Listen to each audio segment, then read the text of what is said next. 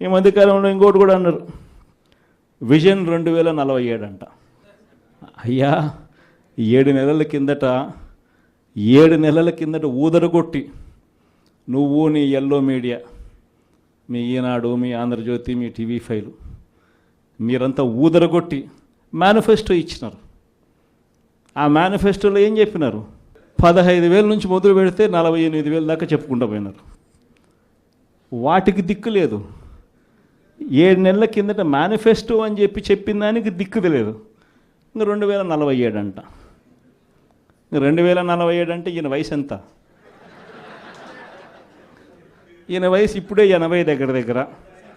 ఇంకా 2047 ఎవడు ఉంటాడు, ఎవడు పోతాడు? 2047 అని చెప్పి ఒక విజన్ అంట, ఒక డాక్యుమెంట్ అంట. నిజంగా నాకు ఆశ్చర్యం అనిపిస్తుంది. అసలు విజన్ అంటే ఏమిటి? విజన్ అంటే ఏమిటి?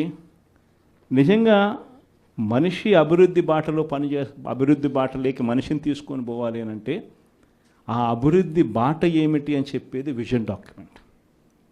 నిజంగా ఒక మనిషిని 20 ఏళ్ళ తర్వాత ప్రపంచం ఎలా ఉంటుంది, ఆ 20 ఏళ్ళల్లో తర్వాత ఈరోజు చిన్నపిల్లాడిగా ఉన్న పిల్లాడు 20 ఏళ్ళ తర్వాత ఆ పిల్లాడు ఎలా ఉంటాడు, ఆ పిల్లోని భవిష్యత్తు ఏమిటి, ఆ పిల్లోని కోసం మనం ఈరోజు వేసే అడుగులు కరెక్ట్గా వేస్తూ ఉన్నామా లేదా అన్నది విజన్.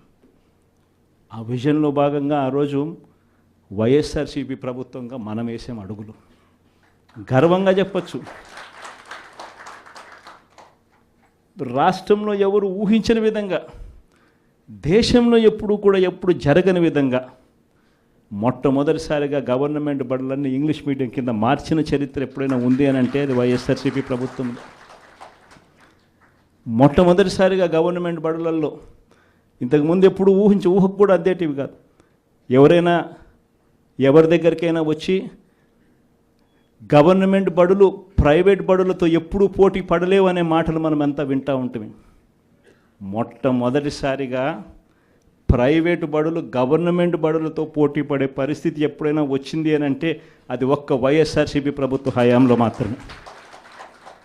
మొట్టమొదటిసారిగా బడులల్లో నాడు నేడు కార్యక్రమంతో బడులు రూపురేఖలు మారాయి. మొట్టమొదటిసారిగా 6వ తరగతి నుంచి ప్రతి క్లాస్ రూమ్లోనూ ఇంటరాక్టివ్ ఫ్లాట్ ప్యానల్స్తో డిజిటల్ బోధన ఎప్పుడైనా మొదలైంది అంటే అది వైఎస్ఆర్సీపీ హయాంలోనే మొదలైంది.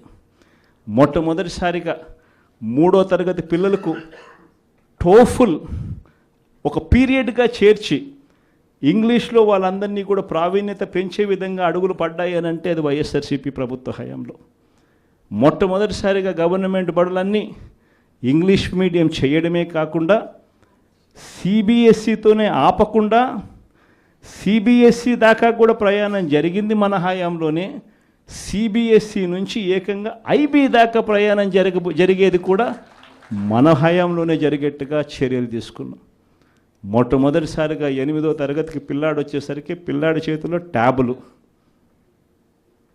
మొట్టమొదటిసారిగా గవర్నమెంట్ బడులలో పోయే పిల్లలకు రోజుకొక మెనూతో గోరుముద్ద. ఇవన్నీ మనం అడుగులు వేసినప్పుడు ఈ పిల్లాడు ఈ 10th క్లాస్కి వచ్చేసరికి అనర్గళంగా ఇంగ్లీష్లో మాట్లాడే పరిస్థితి. అది విజన్ అంటే. హైయర్ ఎడ్యుకేషన్లో ఎప్పుడు చూడని విధానం, ఊహకు కూడా ఎవరికి అందల. మన డిగ్రీలు చదువుకుంటే ఉద్యోగాలు రావు, మన డిగ్రీలను ఇంకా బెటర్గా చేయాలి అని తలంచుతో మొట్టమొదటిసారిగా ఎడెక్స్ అనే సంస్థను తీసుకొని వచ్చి మొట్టమొదటిసారిగా ఆన్లైన్ వర్టికల్స్ తీసుకొని వచ్చి మొట్టమొదటిసారిగా ఆ వర్టికల్స్కు సర్టిఫైడ్ చేసినాం. అంటే మన డిగ్రీ చదువుతా ఉన్న పిల్లాడు ఆయనకు నచ్చిన కొన్ని కోర్సులు స్టాన్ఫర్డ్, హార్వర్డ్, LSE, MIT వంటి పెద్ద పెద్ద యూనివర్సిటీలు, విదేశీ యూనివర్సిటీల దగ్గర నుంచి వాళ్ళు కోర్సులు ఆఫర్ చేస్తారు ఆన్లైన్లో. మన పిల్లలు ఆ కోర్సులు ఇక్కడ తీసుకుంటాడు, తీసుకొని ఆ ఎగ్జామ్ రాస్తాడు, రాసిన ఆ ఎగ్జామ్కు ఆ యూనివర్సిటీ సర్టిఫికెట్ ఇస్తుంది. ఆ సర్టిఫికెట్ మన కరికులంలో భాగం అవుతుంది. మన డిగ్రీ తీసుకున్న పిల్లోడు బయటకు వచ్చేసరికి ఆ పిల్లానికి 4-5 రకాల కోర్సుల్లో ఒక ఆక్స్ఫర్డ్ సర్టిఫికెట్, ఒక ఎల్ఎస్సి సర్టిఫికెట్, ఒక ఎంఐటి సర్టిఫికెట్, ఒక స్టాన్ఫోర్డ్ సర్టిఫికెట్తో పాటు తన డిగ్రీ తన చేతికి వస్తుంది. అంటే రిస్క్ మేనేజ్మెంట్ కోర్సు ఎల్ఎస్సి ఇస్తుంది సర్టిఫికెట్, డేటా అనలిటిక్స్ కోర్సు ఒక స్టాన్ఫోర్డ్ ఇస్తుంది సర్టిఫికెట్, అసెట్ మేనేజ్మెంట్ కోర్సు ఒక ఎల్బిఎస్ ఇస్తుంది సర్టిఫికెట్.